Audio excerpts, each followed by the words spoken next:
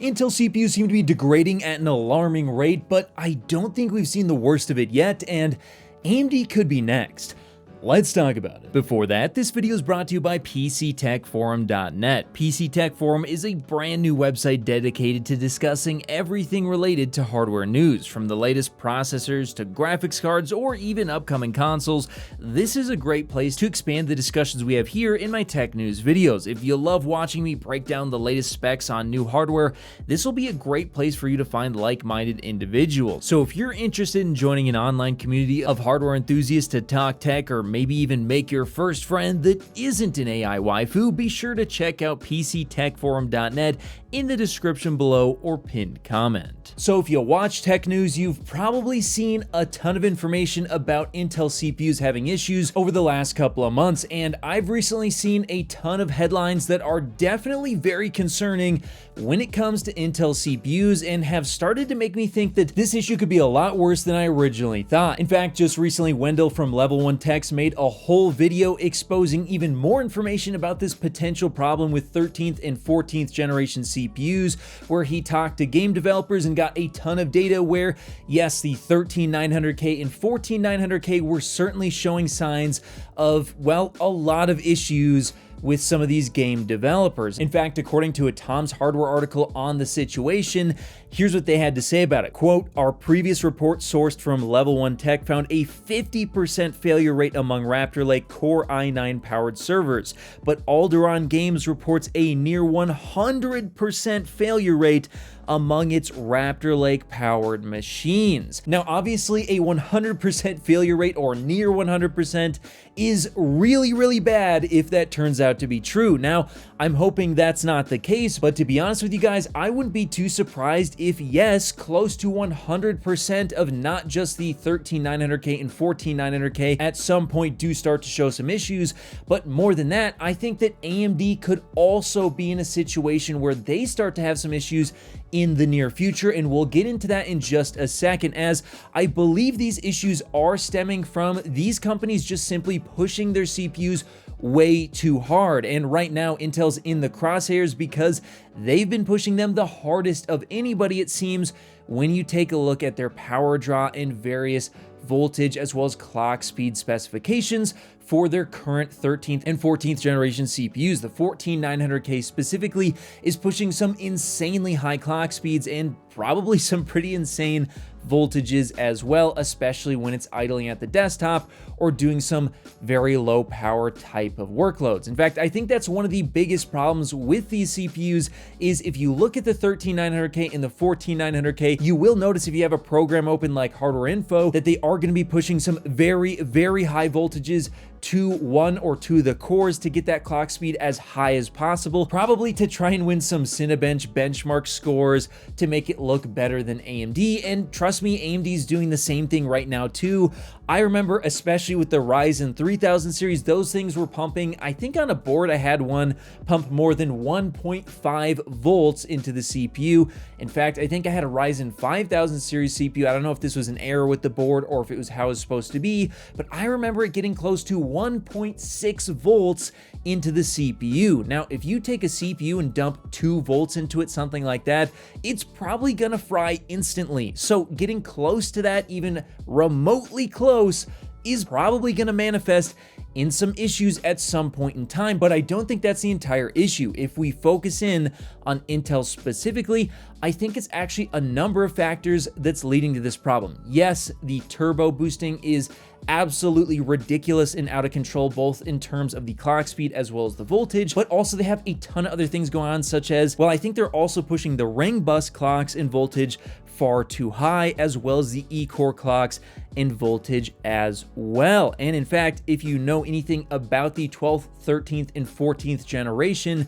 well, the ring bus as well as the E-cores do actually share some voltage between the two, which means that if you push one too high and it requires a lot of voltage, it is going to affect the stability of the other. If you push the E-cores too high, you'll need to raise the voltage, the same type of thing that would affect the ring bus, as there seems to be something about this architecture which can cause instability when you mess around with those too much. And 13th and 14th generation did push that higher, as well as the core clocks as well. So it seems like this could have potentially been an issue on the 12th generation, and I think in time it will become so, but it's been only exacerbated by the 13th and 14th generation. In fact, not only have I already had a 13600K actually start to develop what I believe is some degradation, leading me to actually have to get rid of hyperthreading altogether and reduce my RAM speeds. But also I have a 12900K, that's right, a 12th generation CPU that was also already degrading, where that one I had to not only disable hyperthreading, but also lower the clock speeds as well as the voltage on it as well,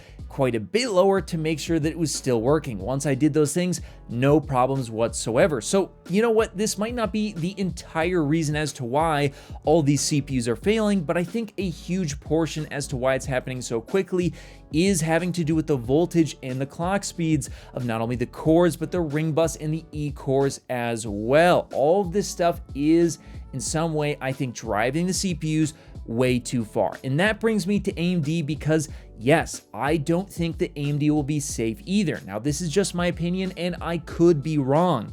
However, like I mentioned earlier, I've had AMD CPUs pushing also 1.5 volts plus into the CPU when it's not doing a lot of work. Now, in theory, it seems like that should be okay, because if you're not driving a bunch of amperage, well, then driving higher voltage should be fine. But it seems like they are starting to toe the line in terms of what is and what is not fine. It seems like these CPUs, even from AMD, are being pushed far, far too hard. In fact, they're pushing these CPUs so hard that they're way beyond what I would even overclock a CPU at, not just from Intel, but also AMD. If you hand me a 7950X, I would tell you this CPU is clocking way too high. I would never overclock a CPU that high, and they should simply bring down the boost clocks significantly, as well as the voltage, as I do think it's not only at a point where we're approaching, in my opinion at least, dangerous voltage levels, as well as way too high power,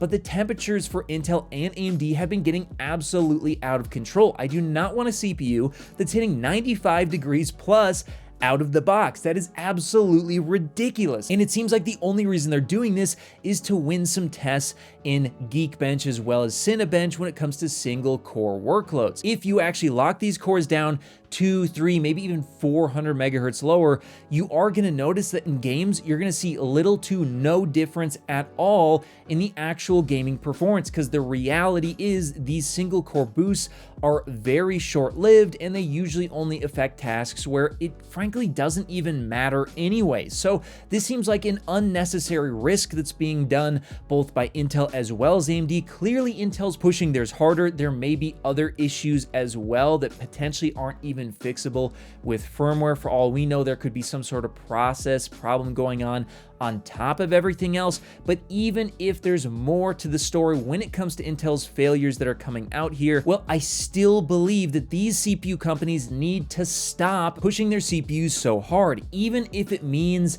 that we do lose a little bit of performance. If we can get rid of a massive amount of power draw and voltage that's being, again, in my opinion, pushed to the absolute edge of stability almost out of the box, that's going to be a better situation for buyers. They'll have more stable processors, drawing a lot less power and getting a lot less hot. And again, we're talking like 1, 2, maybe 5% more performance at best. Absolutely not worth it. Even for overclocking, that's not worth it, let alone out of the box. And I think we also need to talk about, there needs to be an end to rushing out tech products as fast as possible without nailing the stability first. This has been an issue not with just CPUs, but basically everything tech related over the last couple of years. I've definitely noticed it. So that's my opinion on the situation. For the love of God, Intel and AMD, stop doing single core boosts. Honestly, I think altogether, I think we should go back to basically, if you can't do it all core, don't do it at all. But if you are going to do single core boosts, pull it back a bit. This is getting absolutely out of control. I do not want to see 1.4 volts, or God forbid higher than that, 1.5, 1.6 volts being pumped into a CPU out of the box. I don't want to see 95 degrees. I definitely don't want to see 100 degrees plus out of the box. I don't want to see 300 watt plus power draw out of the box. This has got to stop, and if it doesn't, I think we're just going to see more and more CPUs continue to have problems. It might be Intel CPUs today, but I do think over the next couple of years, we might start to hear more issues coming out, not just from Intel, but maybe it'll start with the Ryzen 3000 series processors. Then maybe we'll see something about Ryzen 5000, then 7000. I feel like, at least in my opinion, it's just a matter of time until these CPUs being pushed to the edge of stability start to cross over that edge, as they do inevitably degrade, as all CPUs do to some extent. So for the love of God, AMD, Intel, everybody who's doing this, stop pushing your products to the edge of stability out of the box, or even close to the edge of stability. It's not good for consumers, it's not good for you, and quite frankly, it's embarrassing to watch as somebody who reviews these products. If you made it to the end of the video, be sure to drop a like. Every time you do so, AMD and Nvidia release new GPUs. Also, if you want to see more, check out one of these related videos. You won't be disappointed.